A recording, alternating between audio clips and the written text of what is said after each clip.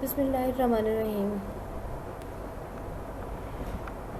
So today is the 30th lecture of organic waste industries, and the topic of today's lecture is chemistry and production of shampoos.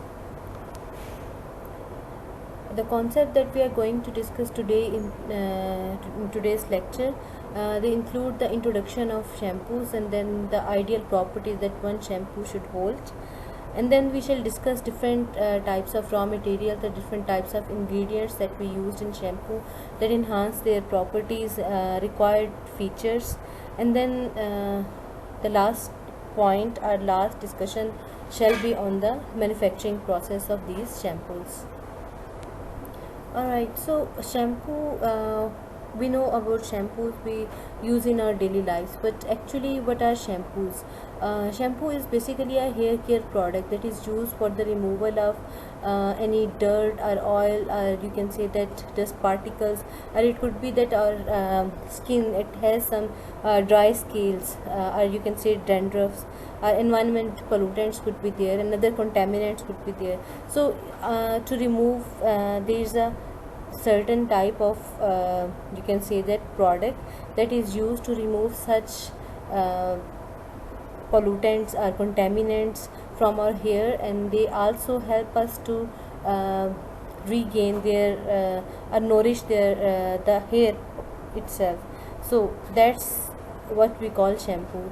So basically, this word was derived from a Indian word that is similar to shampoo here. When we talk about shampoo, then there are certain features that we say that there must be like certain requisites that must be met when we choose certain a particular shampoo. Like we say that they should completely and effectively wash our hair. You can say that they should remove dust or soil or excessive sebum, or you can say that oily substance that our hair, our skin leaves with the hair. So these type of things should be removed from the hair, and this is what we this is the basic feature of shampoo that we look for. And then what we say about shampoo, that basically shampoo should produce a good amount of foam, that it should be frothy and foamy, so that we feel good to wash our hair.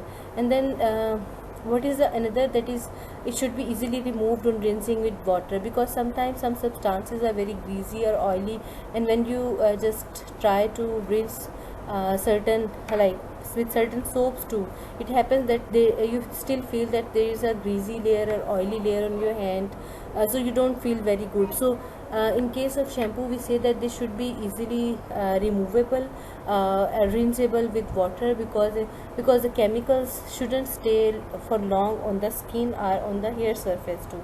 So these are certain requirements of our ideal features of shampoo. So another feature that we require, it should leave the hair non-dry, soft, lustrous, and with manageable or minimum flyaway. It means that the shampoo, the good shampoo, is the one who doesn't leave the hair very dry. Sometimes it happens that it washes the everything, even the important oil present in the on the hair surface, so much that the hair are left so dry. So this is not the required feature of a shampoo. And also they shouldn't cause any side effects or irritation to other organs like skin or eye, and it shouldn't make the skin or even the hands that are used to cleanse or rinse the hair to be they shouldn't leave the hand so much rough. Alright, let's talk about the raw materials of shampoos. One of the most abundant ingredients in shampoos are the primary detergents. So these materials, we also know these materials by the name as surfactant. These are the basic cleansing ingredients in shampoo. Surfactants are basically surface active ingredients. Why we say them as surface active ingredients? Because they play with the surface tension of a liquid, means they can interact with the surface. Basically, the chemical nature of a surfactant, it allows to surround and trap oily material from surfaces, because they have a very interesting nature, because they have two parts of you can say that the molecule of surfactant, it has two parts. One portion is polar and the other portion is you can say one part is polar and the other part is non-polar. So they can interact with both polar and non-polar liquid surfaces, or you can say that different types of compounds, like they can interact with oil and water in at one place. So these chemicals, one portion of molecule we say that is oil compatible or soluble, while the other one is water soluble. So when a shampoo is applied to hair or textile, what we say that the oil soluble portion, it aligns itself with the oily material, while the water soluble portion aligns with the water layer. You can say that this round and oily particle, you can say when we wash when hair are washed with shampoo, then the surfactant molecules, what they do that they surround these oily particles or oily droplets with them, and keeping their polar heads towards water surface, and then keeping their non-polar tails with the oil surface. And then this way, when a number of surfactant molecules they line up like this, they form a structure that we know as micelle. So these micelle has a oil trap in the middle, and they can be washed away with water, thus giving the shampoo its cleansing power. Basically, surfactants are derived from compounds we know as fatty acids. So fatty acids are basically they are naturally occurring materials which are found in various plants or animal sources. These materials used most often to make surfactants. They are used in shampoos. They are extracted from coconut oil. It could be palm kernel oil, or it could be soya bean oil. So different sources they are used for making shampoos, you can say. But we have already other synthetic primary detergents too, such as ammonium lauryl sulfate or sodium lauryl sulfate or sodium lauryl ether sulfate. Because now we are discussing the different raw materials or additives that we used for making shampoos. So one of the main ingredient we have already discussed, that is surfactant, and the other one they are used as and they named as conditioning agent. So these basically which materials are called conditioning agent? These are the material they are used to lessen the harsh effect of surfactant on hair and fabrics. So these compound basically they deposit on the surface of hair, so they help to protect hair from the harsh effects.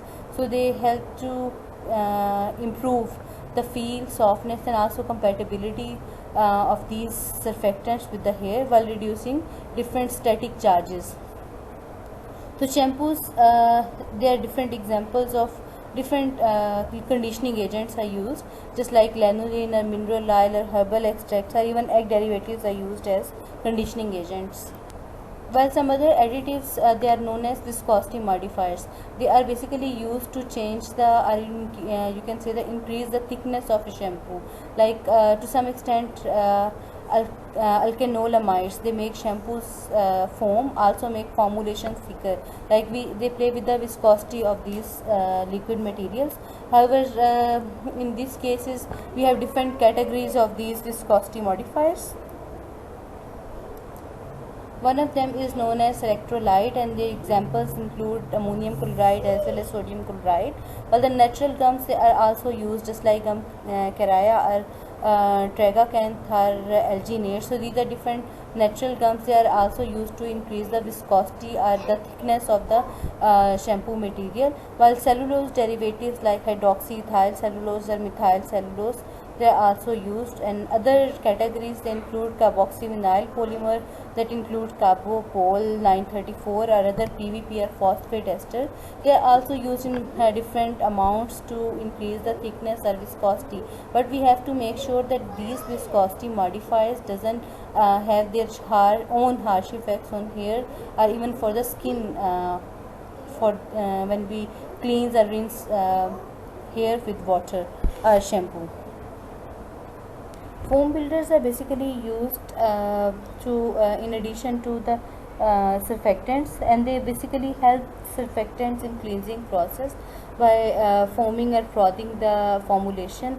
And these materials, they are basically, they are examples like lauryl monoethanolamide or sarcosinates, and basically these materials are also known as alkanolamides. They help to increase the amount of foam in the size of bubbles. So like primary detergents, they are also derived from fatty acids and have both soluble and oil soluble characteristics. So there are certain materials known as opacifiers or opacifying agents.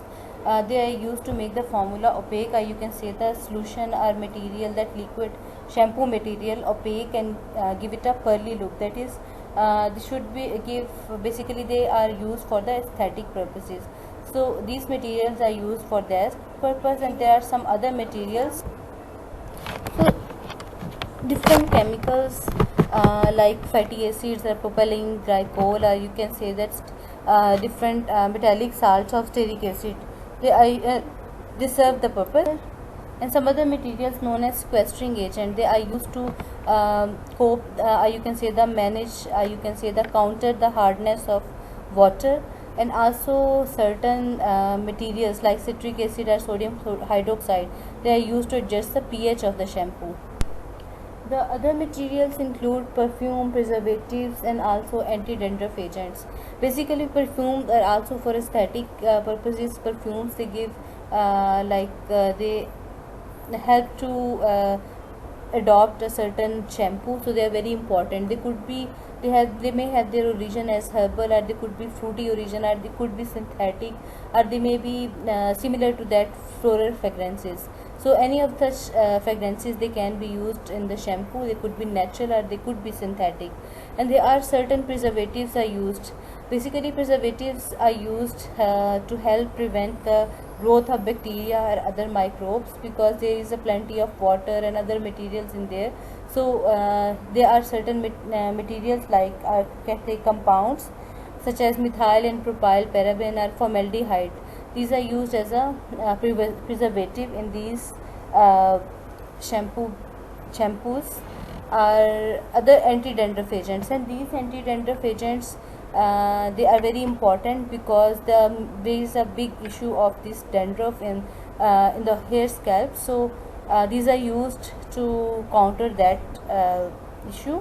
So these shampoo, they contain small amounts of these actives which are in contact with the scalp for only a short time. So in order to be effective, the active ingredient must work in the oil water environment of the scalp and must be readily substantive to the scalp for continuing activity.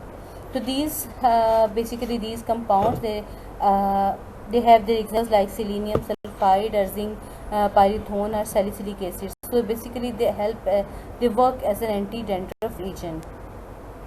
The manufacturing process, basically the manufacturing of shampoos, it also varies from one brand, you can say that one specific shampoo to another. That is the percentage of certain compounds, like the additives we have studied, like surfactant or primary detergent or water concentration or even perfume or thickeners. They also vary from one shampoo to another. And the most interesting thing is that water is the main ingredient in these shampoos, and the other main ingredient is the surfactant, and the rest of the materials are used as an additive here. So basically manufacturing process is, when we talk about manufacturing process, so we have to make sure that there is always a repeating testing of the materials that are formed to ensure the quality of these materials. So after a shampoo formula is developed, like we have a certain compound, chemical compounds, they may be used in future for shampoos. So these formula, when they are developed, we have to make sure that they don't have their adverse effect on skin or on hair, and also they qualify for the qualities with minimum change over time, so they don't decay or they don't expire very soon. So this type of testing, we call it as stability testing. So it is primarily used to detect different changes in such things that as color, order and thickness. So these type of changes, they are detected in the type of testing we call as stability testing.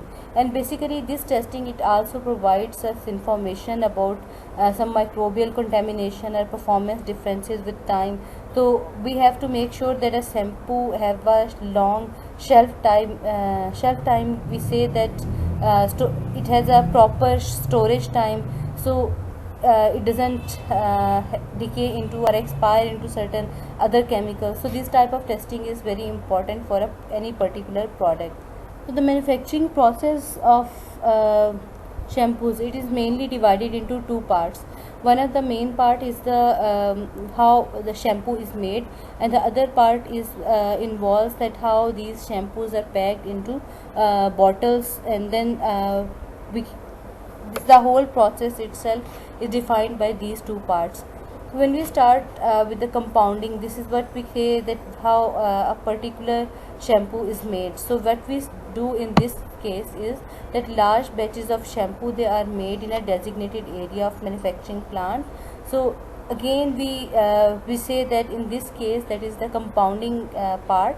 Here the workers, they are known as compounders, and they follow the formula instructions, because we have already said that for every shampoo there are particular formulations and there are particular chemicals that are different from other shampoos, and also they may be the chemical pathways, or you can say the synthetic protocols, they may be different from one shampoo to another. They may involve simple blending, or it could be possible that for the formation of a particular shampoo they may have to heat certain compounds, or they may have to convert certain compounds synthetically into another and then blend them.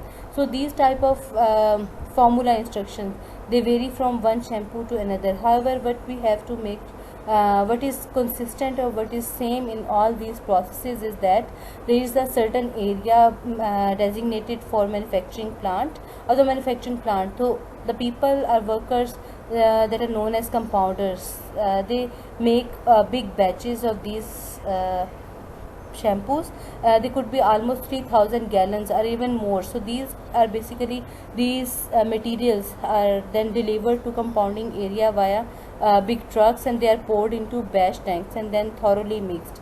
So this is how this mixing is a basic part of this compounding process. As I have already told that depending upon a particular instruction of for a particular shampoo, they can be heated or even they can be cooled necessary to help raw materials combine more quickly, or they can be heated in order to transform certain materials into another chemical form. So these materials such as water are primary detergents. They are pumped and they are metered directly into the batch tank.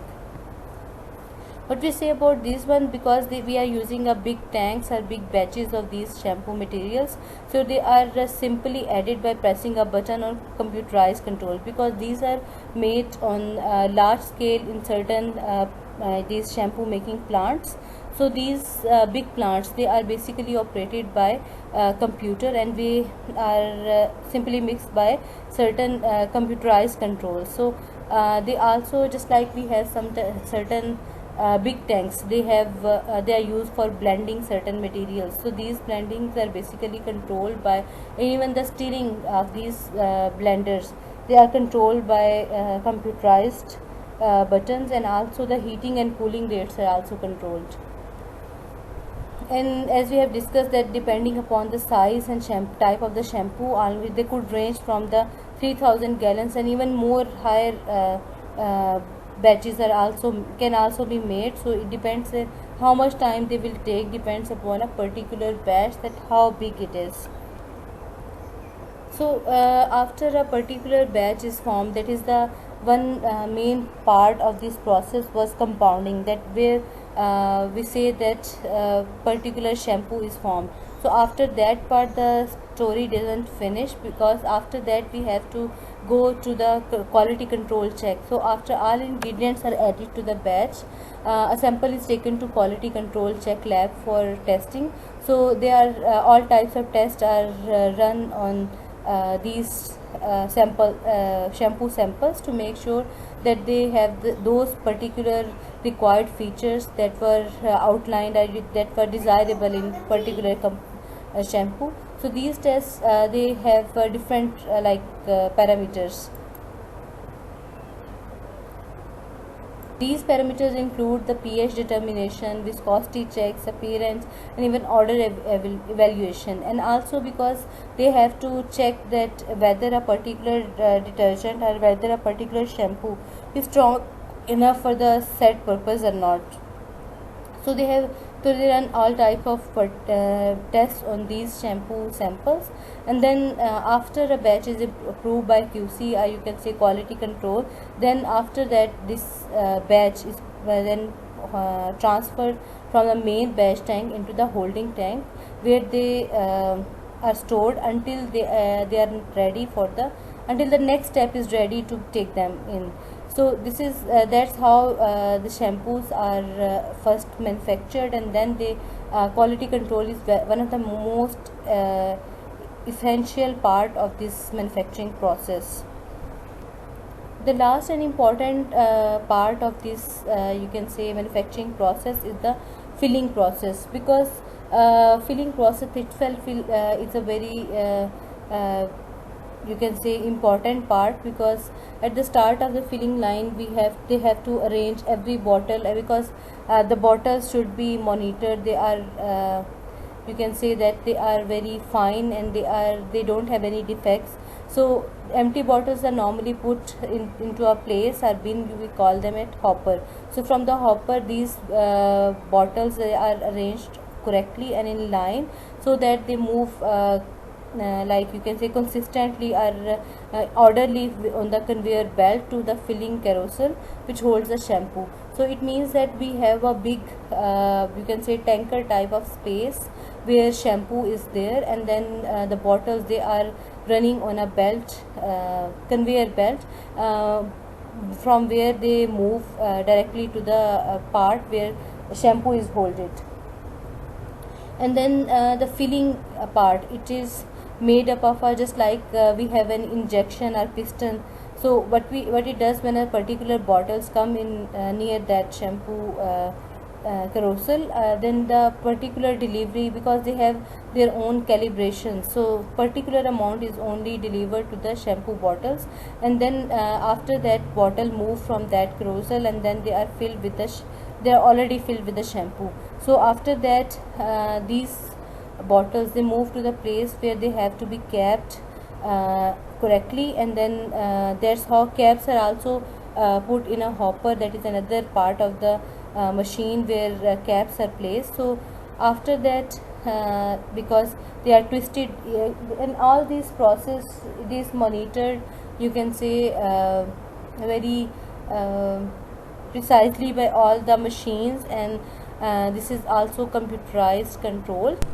Okay, so these pictures they basically elaborate the points we have already discussed in the manufacturing process.